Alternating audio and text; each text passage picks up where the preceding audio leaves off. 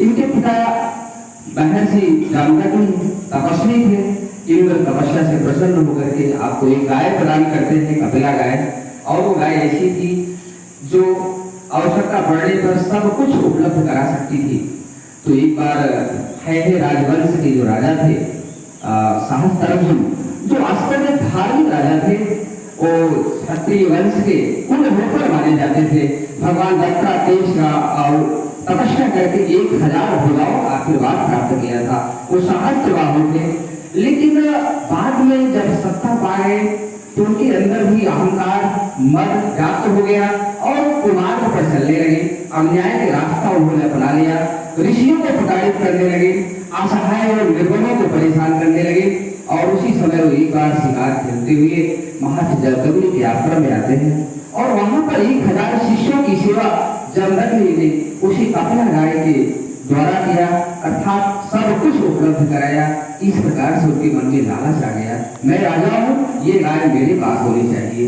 और वो महर्षि जामदग्नि से गाय मांगते हैं, लेकिन महर्षि उसको वास्तविकता बताते हैं कि राजन, यह लोभ के लिए नहीं है, सांसारिक सुख भोगने के लिए गाय नहीं है, ये देव गाय है। लेकिन वो जबरदस्ती अपमानित करते हुए जामदग्नि जी को गाय ले जाते हैं। उस समय परशुराम जी तपस्या रखते, वापस आते हैं, पिता का ऐसा अपमान सुन करके कि राजवंश के राजा सहस्त्रबाहु ने मेरे पिता का अपमान किया, मेरे माता का अपमान किया। उस अपमान का प्रतिशोध तो उनके मन में उस समय नहीं आया। वो फिलहाल मन में यही लेकर गए कि मैं सहस्त्रबाहु को सन्मार्ग पर लाने का प्रयास करूंगा और गाय को वापस लाऊंगा।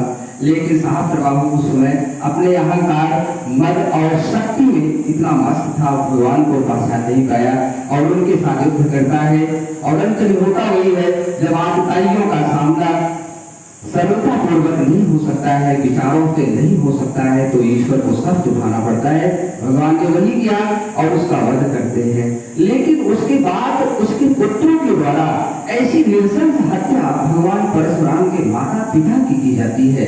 पिताजी तपस्यारत है और सहस्त्रबाहु के परिवार के लोग आते हैं। उस तपस्यारत पिताजी को जिस समय परशुराम नहीं है घर पर, उस समय उनका वध करते हैं और उनकी माता सती हो जाती है। परशुराम आते हैं और कौन भी होगा अगर उसके माता पिता की ऐसी नृशंस हत्या की जाएगी तो कोई भी पुत्र होगा अवश्य वो क्रोधित हो जाएगा।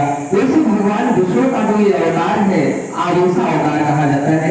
इसमें नारायण की क्रोध भी समाहित है और क्रोध में आकर प्रतिज्ञा करते हैं कि मैं है राजवंश का सर्वनाश कर दूंगा जिन्होंने मेरे माता पिता की ऐसी दशा की है। तो भैया बहनों, वास्तव में पुत्र भी योग्य पुत्र तभी माना जाता है जब वो अपने माता पिता के सम्मान की रक्षा करे। वही परशुराम जी ने किया और उनके उस क्रोध का परिणाम हुआ, उन्होंने मात्र है राजवंश के क्षत्रियों का जो उनके साथ है उस अन्याय में शामिल होने के लिए उनको सन्मार्ग से उठाया, उनको कहया उनके बारे में गलत विचारधाराएं प्रस्तुत की जाती है। लेकिन जहाँ तक हमारा मानना है, ईश्वर कभी अन्यायी नहीं होता है, उसकी निगाह में कोई जाति भेद नहीं होता है।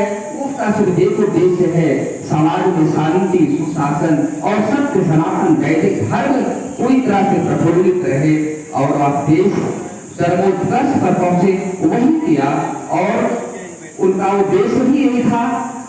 जिस समय भगवान राम आते हैं और क्रोध उनका परशुराम का देखने के बाद भगवान राम विनम्र होते हैं, लेकिन परशुराम जी का क्रोध बढ़ता जाता है क्योंकि उनकी निगाह में ये लगता था कि भगवान से ऊपर धनुष तोड़ा गया है, गलत किया गया है, अन्याय किया गया है, अन्याय को बर्दाश्त नहीं कर सकते थे।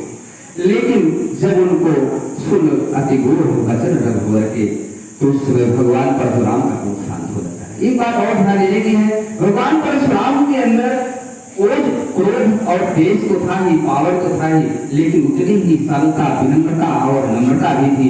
इसलिए इनका जो अवतार है वो क्रोध और नम्रता का कॉम्बिनेशन है। इसलिए भैया बाबा हमारे अंदर भी उत्साह होनी चाहिए, सत्य सामर्थ्य होनी चाहिए। ये परशुराम जी का एक उपदेश है, मान के चलिए। और हमें अपने